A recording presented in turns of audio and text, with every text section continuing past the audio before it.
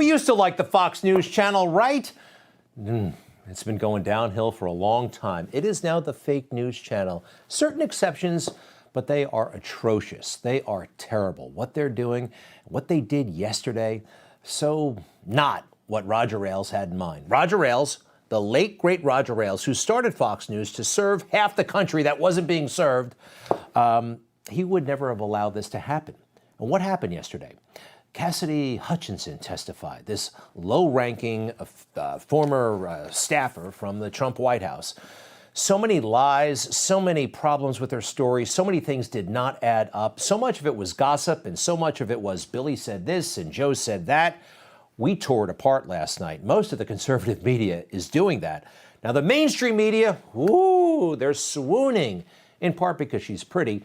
You would expect a bit more from Fox News, wouldn't you?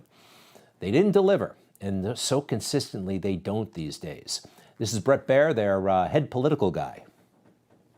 This testimony was very compelling from beginning to end. She obviously had access to all of the players. What was so compelling, I think, is how it was laid out. We always point out that there's not a pushback, and it would have been great to hear Jim Jordan or some congressman say some other angle to this, but the testimony in and of itself is really, really powerful. Compelling. It was laugh out loud funny at times. There's no Jim Jordan there, no Matt Gaetz. How about you, Bret? How about Fox News? Use your resources, get on the phone, blow this junk out of the water where it belonged. More. I've covered politics for a long time. I don't think there's been testimony like this that is kind of jaw-dropping in a way on the inside workings of a White House in crisis after, at this moment in January 6th, that we've seen since Watergate. Since Watergate. He took this 23-year-old seriously since Watergate. Well, it shows me he doesn't know much about Watergate. He doesn't seem to know much about politics. I think what he's talking about is office politics. I'm pretty sure Bret has a real handle on the office politics. Now, President Trump, of course, defended himself. We know President Trump, right? We know what he's done. We know what he's been through. We know what he stands for. Whose side did they take at Fox News as far as credibility? Who has credibility after yesterday? Take a look. He questions her accuracy. He goes after her directly, says he doesn't know who she is, and said he didn't lunge at the Secret Service agent in the Beast. That didn't happen. He says he didn't throw his lunch against the wall. That didn't happen, and that she's lying. Cassidy Hutchinson is under oath on Capitol Hill. The president is on Truth Social. Wow.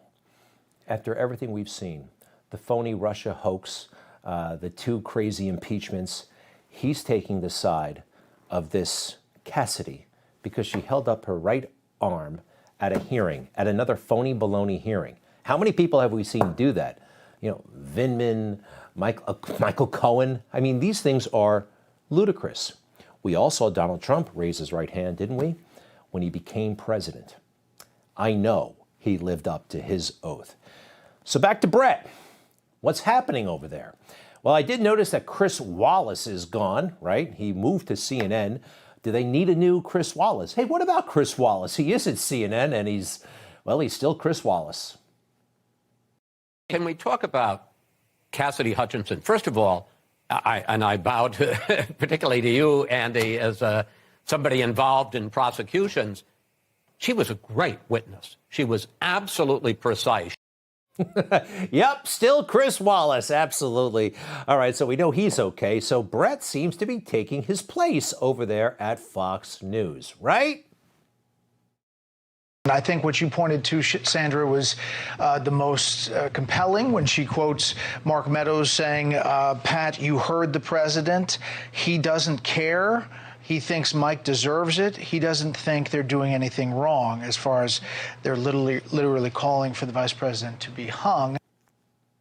Should I start doing this when I want to look like... Look, it wasn't just him having a bad day. The whole network. And by the way, what do they do to Kari Lake, who's running for governor? She's a superstar, right? Let's hear from her. What she wants to do, what she wants to accomplish. No. Let's confront her with some fake news from the Washington Post.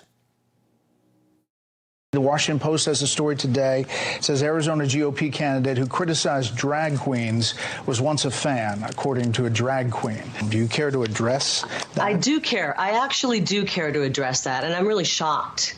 I'm actually appalled that Fox News would take a defamatory story like that, and we are pursuing legal action against this drag queen. I'm appalled that you would bring that up. Yeah.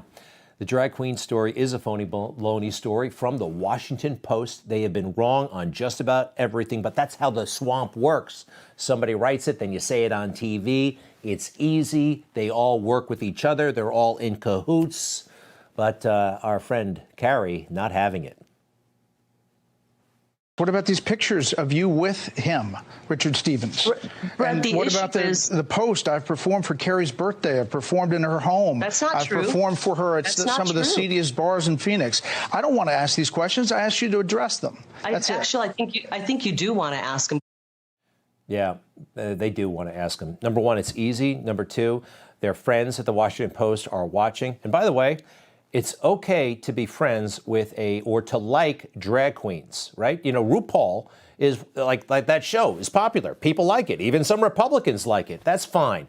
What we're talking about, what Carrie Lake is talking about is we don't want drag queens coming into schools for who knows what reason to pretend to read books. This makes no sense whatsoever.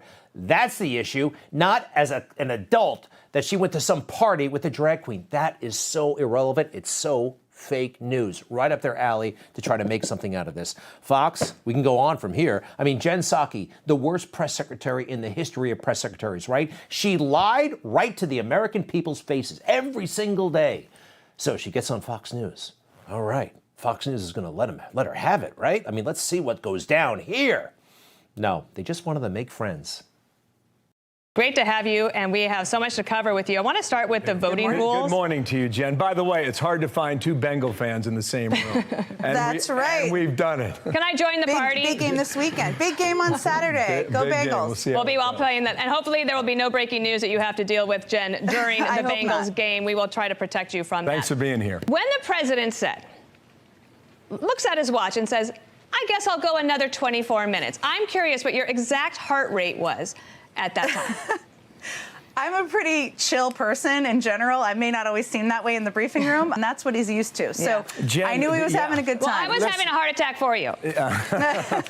Thank you for being here today. Please come back. We'll do it more often. Good luck to the Bengals, everyone. Yeah.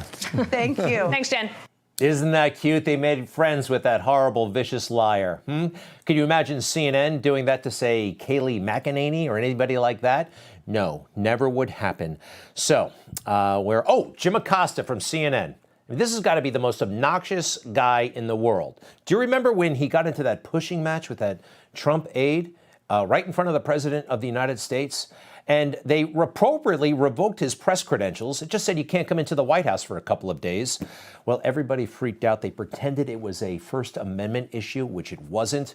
And the press rallied around Jim Acosta, and this pompous you-know-what comes out and has a moment of vindication. I'm very grateful for what happened today and grateful for my colleagues in the press who stood by us through all of this. This was a test, and I think we passed the test. Journalists need to know that in this country, their First Amendment rights, freedom of the press, are sacred. Oh, pompous jackass. Sorry. Now, what happened? So the press did rally around this guy, and they got his press pass back. And who led the way? Fox News for Jim Acosta, all right? He pushed an aide in the White House. We stand with CNN. Yikes. That guy deserved to lose his credentials forever after what he pulled at the White House. There's so many other examples. Do you remember in the campaign of 2020, there was a fake news hit job that came after President Trump saying with totally anonymous sources that he called veterans and dead soldiers losers and suckers. It was so offensive. Time to hurt him politically at the worst possible moment. And Fox News backed up the story. It was total bunk, total BS. And this is what Fox did. My sources include two senior former Trump administration officials who were on the trip to France where these remarks allegedly were made. They confirmed key parts of the Atlantic article and certainly described a pattern of behavior by the president in describing war veterans and wounded warriors that coincides with the description in the Atlantic article. Coincides with the description in the Atlantic article. Losers and suckers. We'll never know how much damage this article did. It was fake. It was ultimately proven to be fake, but there it is. And Fox News backed them up. What are they doing when they aren't pushing fake news? They're pushing the longest gay pride month in the history of the world. Celebrate Pride Month with Fox News. Meet important voices of the LGBTQ+ community and go inside their incredible contributions. Part of America Together on Fox News. I personally can't get into the celebration myself, but now, that's just background noise, really. The two most egregious episodes, I think, involve Wallace when he was working there. You remember what he did at the debate, how he protected Joe Biden and tried to blunt any attack waged by President Trump. We've already been through this. I think the American people would rather hear about more substantial subjects. Well, you know, as the moderator, sir, I'm going to make a judgment call here. Gets $3.5 million from the mayor of Moscow. Let's talk about not true. Gentlemen, that report is totally discredited. Mitt Romney on that committee said it wasn't worth taxpayers' money, that report. It was written for political reasons. You know, I'd like to talk about climate change. So would I. Okay. Climate change. And not Hunter Biden and Joe Biden and their business dealings in Russia and Ukraine and China. I think a lot of people wanted to know about that. This guy blew up the debate, and he did it on purpose. And Fox News, when they didn't fire him on the spot, they kept him on the payroll for another year, hosting that dumb Fox News Sunday show. That's unforgivable.